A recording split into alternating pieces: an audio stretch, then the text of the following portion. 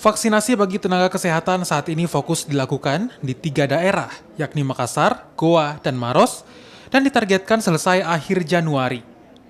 Penambahan fasilitas kesehatan untuk vaksinasi pun ditambah dan mengupayakan 500 nakes menjalani vaksin perharinya. Sementara vaksinasi bagi tenaga kesehatan di 21 kabupaten dan kota mulai dilakukan di awal Februari. Setelah tenaga kesehatan rampung, vaksinasi dilanjutkan bagi pelayanan publik diantaranya anggota TNI Polri, wartawan, dan petugas lainnya. Dari data kumulatif pelaksanaan vaksin COVID-19 Provinsi Sulawesi Selatan, per Rabu 27 Januari, tercatat 2.336 tenaga kesehatan yang sudah divaksin.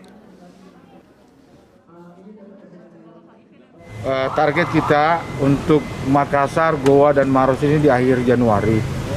Ya, jadi kita menambah beberapa fasilitas kesehatan untuk melakukan vaksinasi karena kita tahu kemarin ini ada masalah sedikit terkait dengan pendaftaran online. Jadi kita menggunakan kami membuat kebijakan offline. Ini saya baru tadi juga mengunjungi Poltekkes sebagai tempat vaksinasi yang insya Allah rumah sakit dan puskesmas itu akan mendapatkan vaksinasi.